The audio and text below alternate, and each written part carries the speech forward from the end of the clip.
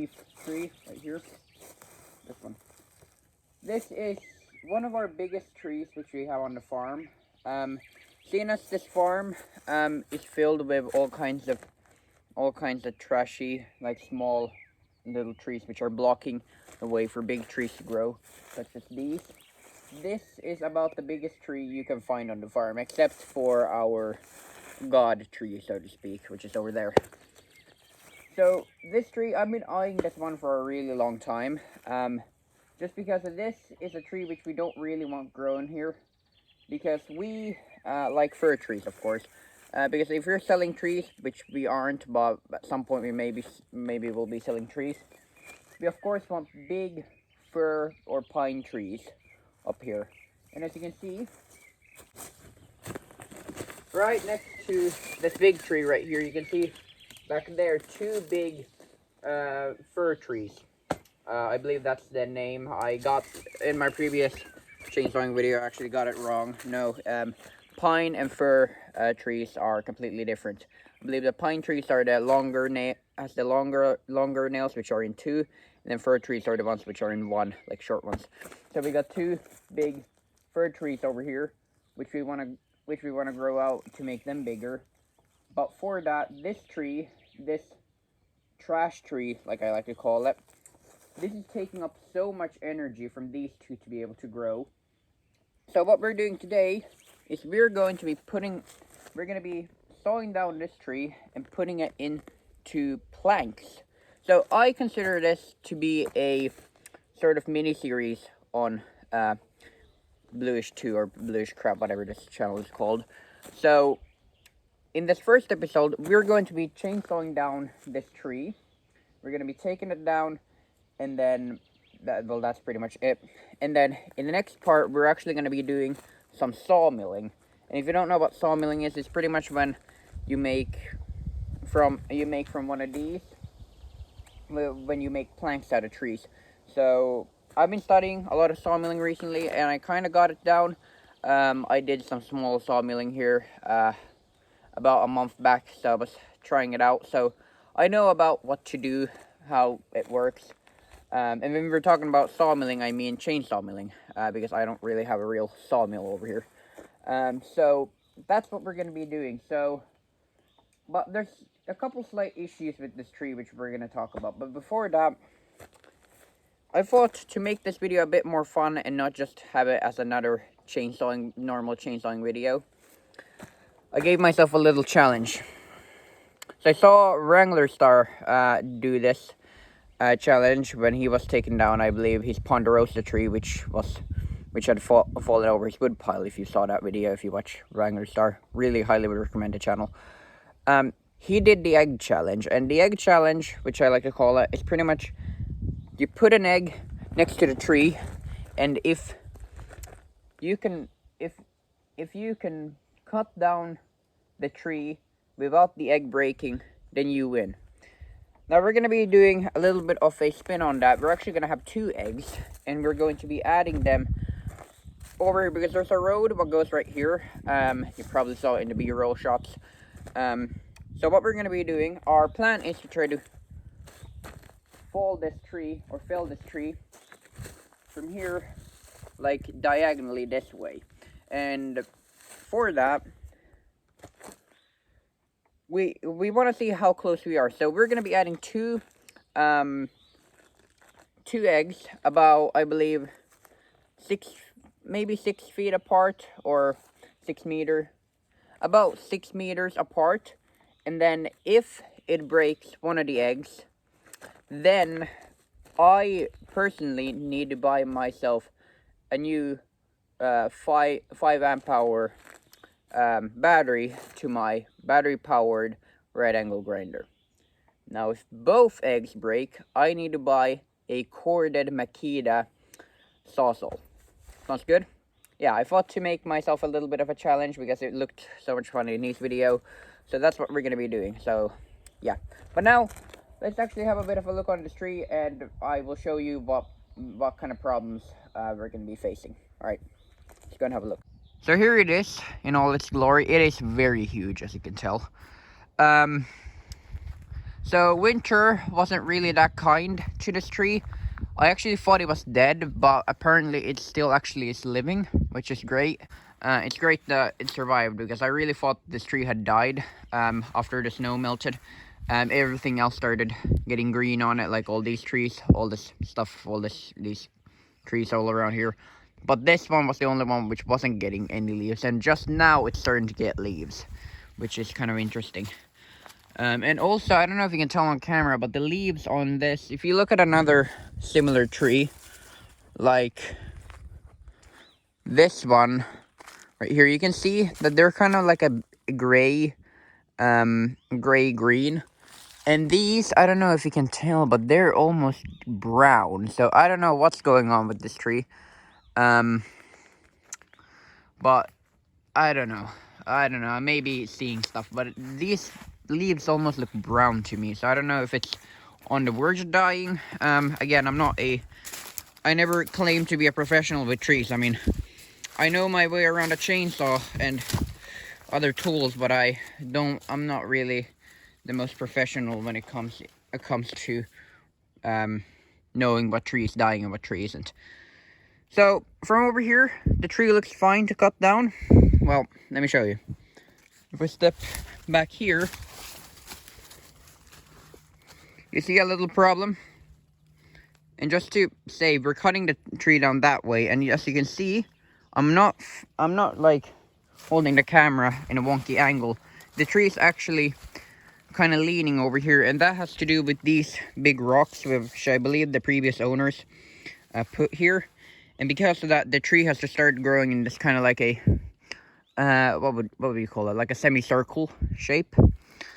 So that means that I can't just easily cut it down just with a chainsaw. So what we're going to be doing is we're actually going to be using not only a chainsaw but also the tractor. So the plan is to put the tractor over here and attach wires or liinoja on the tree. Once I made a wedge over there, then we're actually going to just pull the tree down. Now what I think we're going to do is actually we're going to cut fairly high for two reasons. One, it doesn't really matter where we cut, and it's easier just to cut a bit higher. But two, the higher we cut, the more straight it becomes. As you can see from here, it's almost completely straight up, but here it's just a semicircle. So if we cut somewhere like here, then it's going to be easier than cutting it down there. Cutting it down there, it's going to be easier to kind of get it to fall that way. So yeah, and then later we're going to come here and make this a bit smaller, to be honest. So yeah, that's kind of the plan right now. So currently it's a bit early. It's quite early in the morning. We just got done with getting the horses outside and giving them hay and everything. But later today we're gonna come back here and finish this job. All right, so it's about 5. We just came back and we're back at the tree. Jesus, try to speak English. And we were here about an hour ago or so, and we attached some leashes. So as you can see over here, we attached these ropes right here. So we got this one right here, then we got that one, and then one more up there, which is attached. And then pretty much after I've chainsawed over there, as you know, after I've done the wedge over there, then we're just gonna pull it down with the tractor. We won't even bother with wedges. Although I did bring a couple of my wedges with me. I got this one, and then I got my other wedge as well. So in case we do need a wedge, that's an option. So yeah, but I'm here in the tractor now, and we're gonna attach this to the tractor, and I am gonna get ready for chainsaw. Of course, we got fuel for the chainsaw if we will need that. Kevlar and steel toe boots.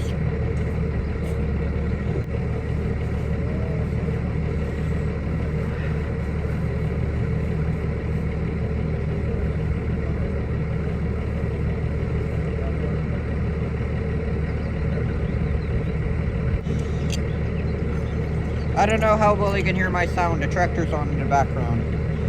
Sorry if you're hearing my voice a bit worse. But We'll let it be.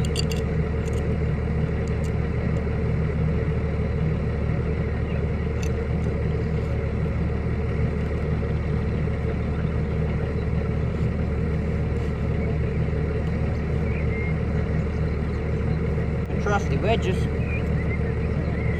Actually, I'll grab them if I need them. Oh yeah, this is a very great thing. So, right here, this is something which I put together. This is my chainsawing kit. This is everything what you need to, by the way, ignore the logo right there. That's nothing to do with it. This is just a bag which I grabbed. This is my chainsawing kit. So in here, I have everything I need to maintain my chainsaw, apart from fuel. Let me show you. So in here, you can see if I need to sharpen my chainsaw in the field, I can do that with this. We have a file. I don't have the flat file to file the depth gauges, so that's something which, but that's not that important because if you're, I don't think you're gonna be filing that much, so you need to lower the depth gauges. Got a knife, of course. You never know when you're gonna need a knife, and if I forget my main forester knife, which is right here, if I forget that at home or at the shop, then I'll have a secondary, or if I lose that knife. And then in here I got also chainsaw bar and chain oil, and then a med kit. Always grab a med kit when you're in the forest. Pro tip. My gloves.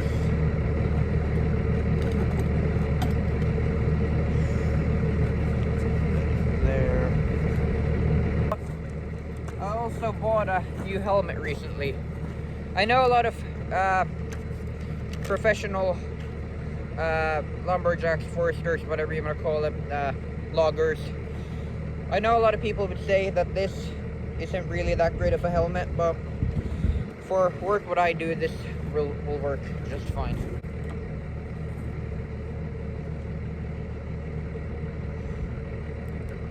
We're down to one professional saw here. The old 024 steel moved on to be used at my mom's house. Yeah, I realized that we had a couple of trees which a logger came and took down, and he told us that we can just cut it into firewood if we want to. So I brought that chainsaw over there, and I've been using it over there ever since. So right now we're only down to the new, or kind of new, Stihl MS271. So seeing as I only have one professional saw, that means that I'm in the market for another one. Well, technically I have two, but I'm using the other one at my mom's house. So I'm in the market for two. Every good homeowner, or professional homeowner so to speak, should always have a pair of saws. So I've been wondering, what should I get? Like, should I get the I had a couple. I had the 201 chainsaw in mind, the back handle, not the top handle. Then I also had a couple bigger ones, like the 361, I believe. But then I was also thinking about, if you're ever going to cut down some bigger trees, we're going to need something which actually is much bigger. So I was thinking about the 461 or the 500i. So tell me in the comments, which should I buy? Because we do have a couple big trees over there. Once we start building a new cottage, we will need a bigger saw for that. So should I get one of the bigger saws, like the 500i or the 461? Or should I go for something smaller, like this? I don't know. Ja.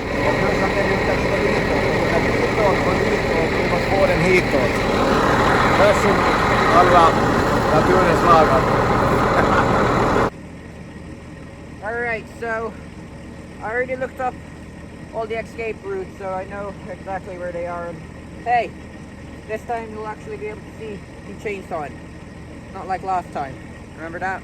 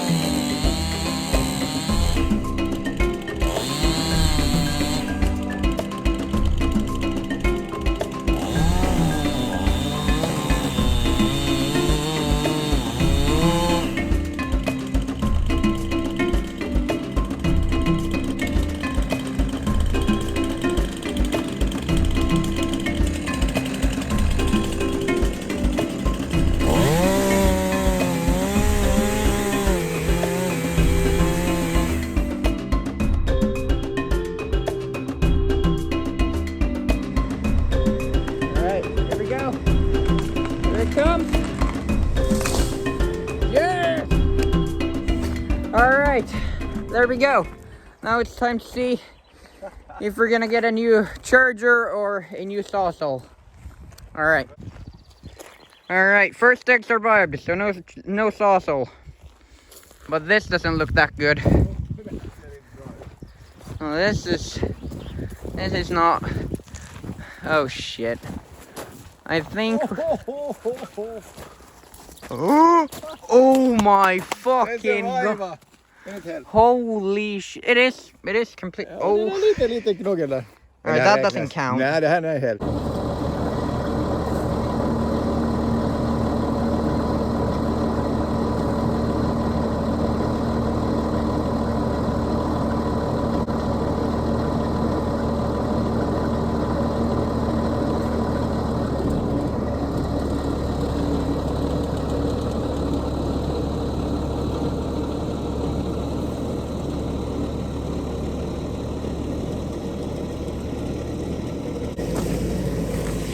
Oh, Jesus.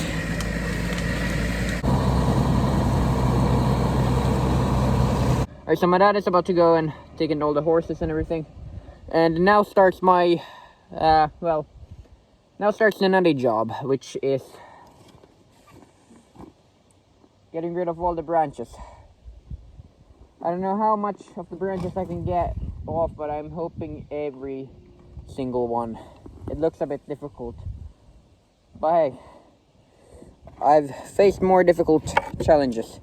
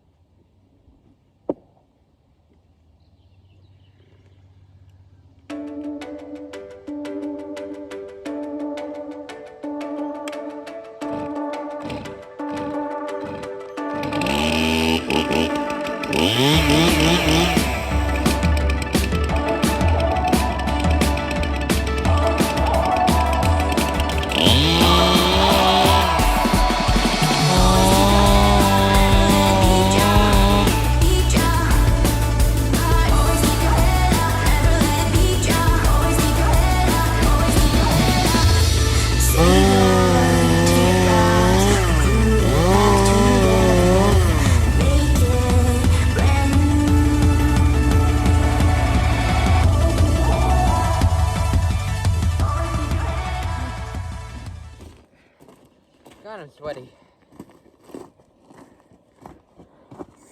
Alright, well, I don't know how much you can see of that. But now I have sawed off every single branch that was on the log, on the main log part. There's still this part left, which only this part is going to become planks. And that side is going to become firewood. So that we will figure out later. But for now, the most important part is the planks. So we got that.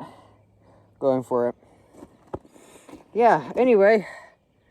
I'm going to leave this video off here. I'm going to finish off here. Get rid of some of these branches. And then I'm going to pack up and pretty much leave and stop for the night.